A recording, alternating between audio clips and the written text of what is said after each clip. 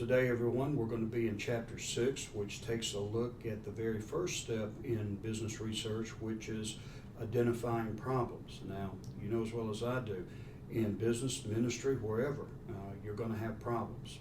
And today we're going to take a look at the definition of a problem. What are the steps involved in identifying the problem?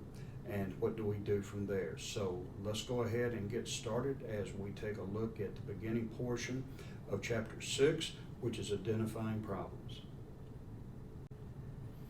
Welcome back, everybody, and today we're going to be spending some time, and tomorrow we're going to be spending some time in Chapter 6, which is really the beginning of how we start to go about our research. And Chapter 6 talks about problem definition. So let's go ahead and take a look at the very first step that has to take place before we can really engage in any type of qualitative research. Now, the textbook starts out with Dealing Trucking, and Dealing Trucking has a recruiting problem. Their recruiting costs are high. In fact, I think he said they went up 45%. So that's a substantial increase, and it takes a substantial part of the company's income to be able to maintain those types of recruiting costs. So the owner has several options, and he talks to the recruiting supervisor and a consultant, and I noticed, and you probably will too once you become aware of what to look for, they were looking at symptoms. But what is the problem? The problem is the increase in cost. That's what you have to start with. A lot of times, folks, and let me emphasize this from the very beginning, a lot of times we get bogged down in symptoms. When you are having a problem in the organization and people are pointing their fingers at this, that, or the other, they're looking at symptoms of the problem. You need to identify what the actual problem would be. In this case, it's not the cost of advertising, it's not a recruiting strategy. The problem would be the 45% increase in recruiting cost. So that's what you need to recognize from the beginning, because that's the problem, and it's imperative that you understand what to look for when you're looking for problems. Now, good decisions start with a good problem definition. And a good problem definition includes with it several things. You have a decision statement, which is a written expression of the key questions that the researcher or the research user wishes to answer. So you need to write down those questions that you want to have answered in relation to the dilemma that you're facing. And then the problem definition is the process of defining and developing a decision statement and the steps involved in translating it into more precise research terminology, including a set of research objectives. How do you know what you're going after? Well, you need to sit down and define, first of all, what it is that you're experiencing, and then you want to translate that into the terminology, which would be, in this case, your objectives. What is it that we want to accomplish? And that goes all along with research definition. Now, defining problems can be difficult.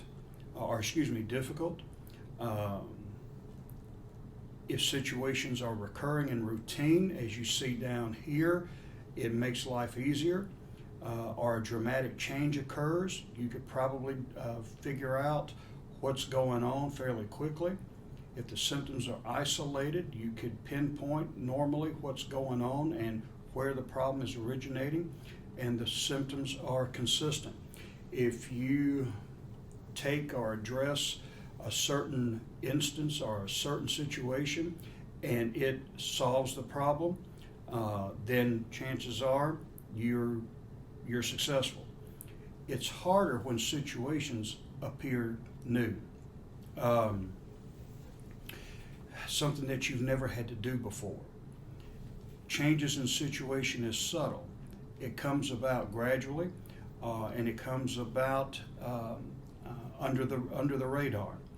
Symptoms are scattered. You've got problems all over the organization. Now, in the case of D-Land, theirs was fairly isolated to recruiting, so they can focus their resources on just recruiting alone. And then symptoms are ambiguous. You're not sure if what you're experiencing is a problem or not. So there are situations that can be difficult. There are situations that can be less difficult. But in either case, you have to define the problems to make your process of research be successful. Good answers, bad questions. Even the most, as you see here, successful companies make blunders. New Coke. Now, I'm not sure if that was a blunder or a marketing ploy or whatever, but it wasn't successful. Ford's Edsel. You remember, if you're a car buff, you know Edsel was a car that just did not take off well. Smokeless cigarettes. So these are some examples of decisions that were made to put out into the market, and when it didn't produce the results that people thought it would produce. And you think about the wasted man hours, the wasted time, the wasted resources that occurred as a result of that. The problem definition process. What is a problem? Well, when there is a difference between the current condition and a more preferable set of conditions. So what I tell everybody, this is where you are, this is where you want to be, and everything in between is a problem. So our focus is to close that gap between where you are and the ideal situation. Now, this could apply to planning. You want to take advantage of an opportunity. So here's where you're at, here's the opportunity, and everything in between is the challenge or the problem in getting there. You may have something happen that is a symptom. Well, this is where you're at, this is where you want to be, in between is the problem. So the problem is the gap between the ideal condition and the condition that you're in currently. And business performance is worse than expected. Actual business performance is less than possible business performance. Expected business performance is greater than possible business performance. So you have different areas that can constitute a gap. Poor questions result in poor research in Japan. A French yogurt manufacturer noted that the Japanese were becoming more westernized. Survey supported this and appeared to offer a strong market potential for yogurt. Well, wrong. The yes-no question was too simplistic, and most respondents were too polite to say no. They wouldn't offer the researcher, or they wouldn't offend the researcher by criticizing ads featuring a spoon as an eating utensil. So the questions were the problem and not the research itself. And the findings were biased. They were contaminated because of the improperly structured questionnaires. So you see, in asking the right questions, having the right tools, and going about it, implementing it the right way is critical if you're going to get to the bottom of answering or identifying problems.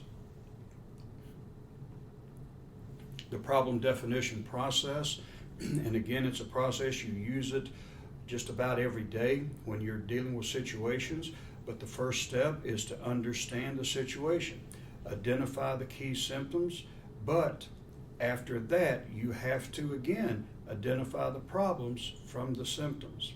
Now, the problem that a lot of people have, and like I said earlier, most of the time we get bogged down in just the symptoms.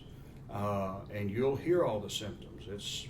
We've had this occur and that occur, and it's manufacturing's fault, it's sales fault, marketing's fault. You get a lot of blame calling, and it can be chaotic and a free-for-all. So you have to look at the symptoms, but the symptoms are not the problem. You derive the problem from listening to what's going on and identifying the symptoms. But just like in the case of Dylan, there were a lot of symptoms, but his problem was the actual 45% that he was eating. Once that happens, you write managerial decision statement and corresponding research objectives. Determine the unit of analysis, and we'll talk about that. Determine relevant variables, and then write the research questions and or research hypothesis. Now, understand the business decision. There's situation analysis, and that's the gathering of background information to familiarize research and managers with the decision-making environment. This would be called usually either primary or secondary data. Secondary data is information that talks about the issue at hand. For instance, if I was studying the Declaration of Independence, I would read books that talk about the Declaration of Independence. That's secondary data. Interview process would be maybe primary data. Primary data is when you go right to the source. For the Declaration of Independence, I would go and take a look at the Declaration of Independence. That's primary. So interviews are primary because you're talking to people who are involved or have a vested interest in that research. And the interview process, you may develop many alternative problem statements. You think about possible solutions to the problem, make lists, and be open-minded. Here's where a lot of people in interviews get in trouble because they can't separate themselves and their biases from what other people are communicating. They let their thoughts interfere with them being able to objectively assess what's going on. So you have to remove yourself from that. Identifying symptoms, you can interrogate or interrogative techniques, which means asking questions. It's like an interrogation. What, where, who, when, why, and so forth about what has happened. You can ask probing questions, and this is an interview technique that draws deeper into what they're saying. For instance, they may say, morale is just low here. And you might ask, well, explain morale. What do you mean by morale? Is it the workers' attitudes? Is it productivity or what? And let them go further and further into their statements and so forth. You're clarifying, you're probing, you're trying to get as much out of that response as you can so that you know exactly what's going on. Now, Exhibit 6.3 talks about what has changed, and these are just some examples. What change has occurred recently? A probing question may ask, tell me about this change. A probe, what has brought this change about? How might this change be related to your problem? And then so on and so forth. And then you just keep probing and asking until you get to the bottom of whatever's going on. Everyone, as you can see, identifying problems is a systematic thing where we have to approach it from different angles. As I said in the presentation, a lot of times we get bogged down in the symptoms and we never get around to really identifying what our problems are.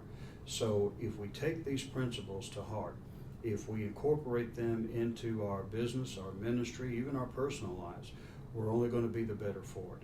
Well, that's all we have for today. Tomorrow we're going to finish up chapter 6. So until then, you have a good day.